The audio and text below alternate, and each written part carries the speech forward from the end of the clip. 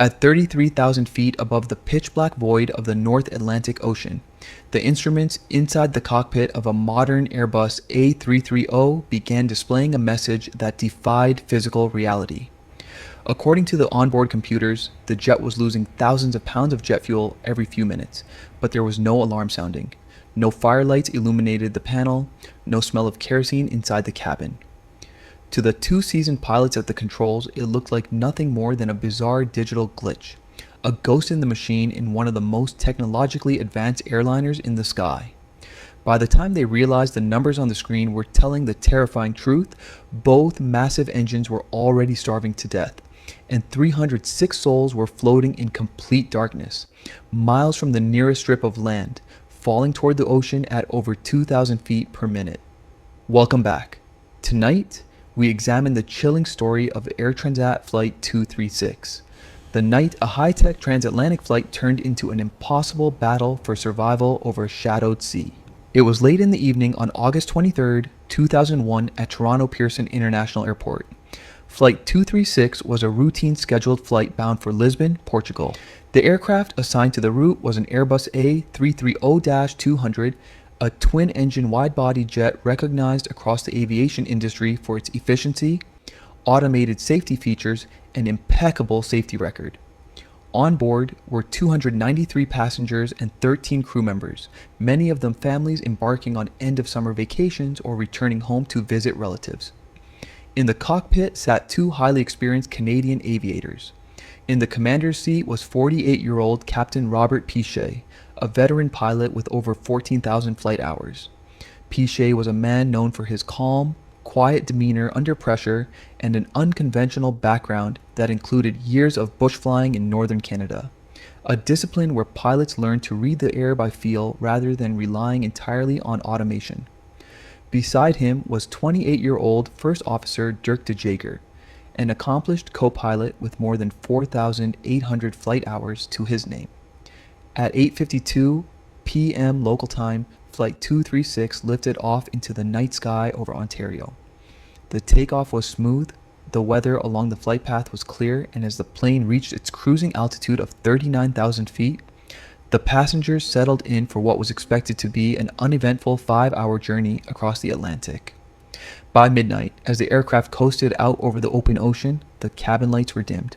Most passengers fell asleep, lulled by the low, steady hum of the twin Rolls-Royce engines mounted beneath the wings. Nothing in the atmosphere indicated that 5 days earlier, in a maintenance hangar, thousands of miles away, a tiny error had been made, one that was now silently setting a catastrophe in motion. Just 4 days before the flight, mechanics working on the aircraft had replaced the right engine. During the procedure, they discovered that a replacement hydraulic line was slightly different from the original factory specifications. To make it fit, a minor adjustment was made, leaving a clearance gap between the hydraulic line and a fuel line of mere millimeters. It was a tiny detail, invisible to the naked eye during a standard post-maintenance walk-around. But at high speeds and under intense operational vibration, those two metal lines began to rub against each other. With every flight leading up to August 23rd, the friction wore away at the metal. Hour after hour, vibration by vibration, the hydraulic line gradually carved a microscopic fracture into the high-pressure fuel tube.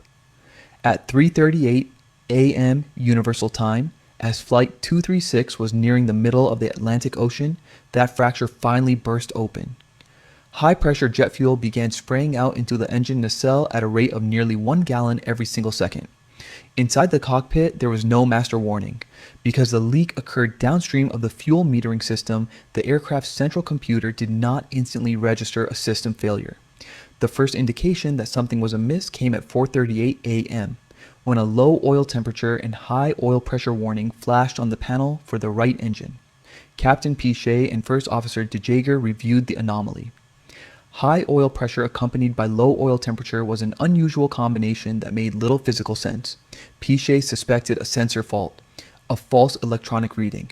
He contacted Air Transat's maintenance control center in Montreal via radio to report the strange telemetry, but ground engineers were equally puzzled.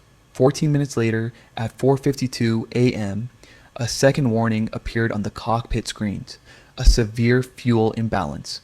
The computer indicated that the right wing tank contained significantly less fuel than the left tank. Still believing they were dealing with a software error, Captain Piché initiated a standard procedure to correct the imbalance. He ordered the cross-feed valve to be opened. This valve allowed fuel from the left wing tank to flow over to supply the right engine. It was a logical decision based on standard flight manual checklists, but because neither the crew nor the aircraft computers knew that the right fuel line was ruptured, opening the cross-feed valve did not balance the fuel. Instead, it opened a direct line for the remaining fuel in the undamaged left wing to pump directly out of the leak on the right side. For the next 45 minutes, thousands of gallons of jet fuel were pumped continuously out into the night air over the Atlantic. By 5:13 a.m., the situation could no longer be dismissed as a computer glitch. The fuel gauges were dropping at a terrifying rate. Piché realized that the fuel quantity on board was dangerously below what was required to reach continental Europe. He immediately contacted Oceanic Air Traffic Control and requested a diversion toward Lajes Air Base, a small military airfield located on Terceira Island in the Azores archipelago. The Azores were a remote cluster of islands in the middle of the ocean, hundreds of miles from any mainland continent. It was the only runway within reachable distance. Piché turned the massive aircraft south toward the islands.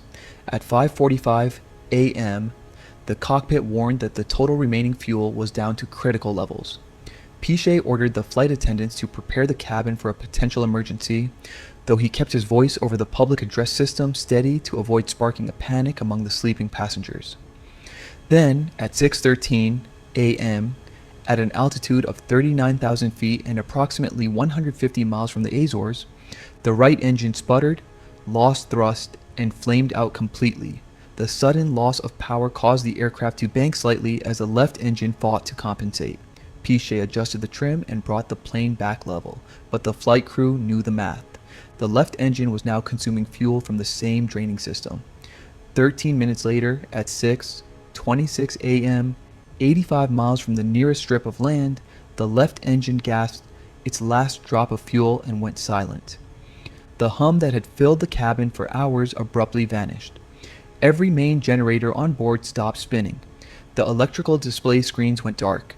The cockpit was plunged into near total darkness, illuminated only by emergency standby instruments powered by small backup batteries. A twin-engine wide-body airliner, weighing over 200,000 pounds, was now a multi-ton glider, descending silently into the Atlantic night. With no engine power, the aircraft lost its primary hydraulic pressure, making the flight controls heavy and sluggish. Automatically, a small mechanical turbine known as a ram air turbine deployed from the belly of the plane. Driven solely by the rushing wind, this small propeller generated just enough electrical and hydraulic power to operate basic flight instruments and primary control surfaces.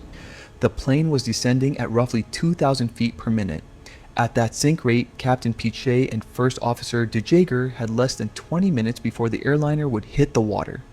Ditching a massive commercial jet in the open ocean at night was almost universally considered unsurvivable.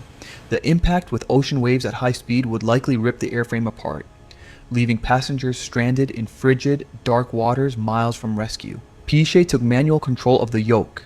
He had no engine thrust to correct his altitude, no flaps to adjust his approach speed smoothly, and only one attempt to line up with the runway.